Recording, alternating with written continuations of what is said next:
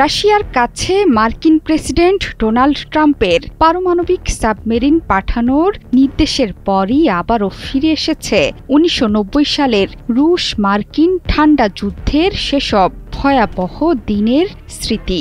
সেই দিনগুলোতে রাশিয়ার অন্যতম হাতিয়ার ছিল পারমাণবিক শক্তিচালিত সাবমেরিনগুলো। আমেরিকাকে ঠেকাতে সম্ভবত রুশ সাবমেরিনের সেই আগের ভূমিকা নেয়ার দিন ফেরত আসছে।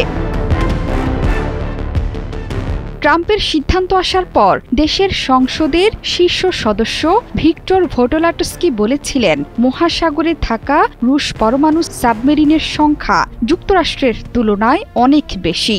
শুধু তাই নয়, ডোনাল্ড ট্রাম্প সেসব সাবমেরিনকে রাশিয়ার আশপাশে পাঠাচ্ছেন, সেগুলো দীর্ঘদিন ধরেই রুশ নজরদারিতে। তার এই বক্তব্যের পর সাবমেরিন শক্তিতে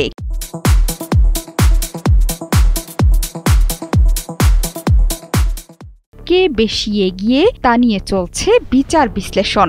বেশিরভাগ বিশ্লেষকই বলছেন এই শক্তিতে বেশি এগিয়ে রাশিয়া। তাদের হাতে আছে এমন সব অত্যাধুনিক সাবমেরিন যা যুক্তরাষ্ট্রের শক্তিকেও হারিয়ে দিতে পারে। রাশিয়ার হাতে আছে বিশ্বের অন্যতম বড় সাবমেরিন বাহিনী। এই দেশটির বহরে আছে প্রায় ৬৪টি সাবমেরিন, এর মধ্যে প্রায় ১৪টি ব্যালিস্টিক মিসাইলবাহী সাবমেরিন। এগুলোকে মনে করা হয়ে থাকে রুশ কৌশলগত প্রতিরক্ষা ব্যবস্থার কেন্দ্রবিন্দু। এর বাইরে রুশ নৌবাহিনীর হাতে আছে ৮টি বোরেই ক্লাস সাবমেরিন, যেগুলোর প্রতিটিতে আছে ১৬টি বুলাভা SLBM ও ৬টি টর্পেডো লঞ্চার। এসব সাবমেরিন পানির নিচে শত্রুর সাবমেরিন ধ্বংস করতে রকেট এবং সমুদ্রতলের মাইন ছুটতেও সক্ষম। এসব সাবমেরিনের এক একটিতে কাজ করেন শতাধিক নাবিক।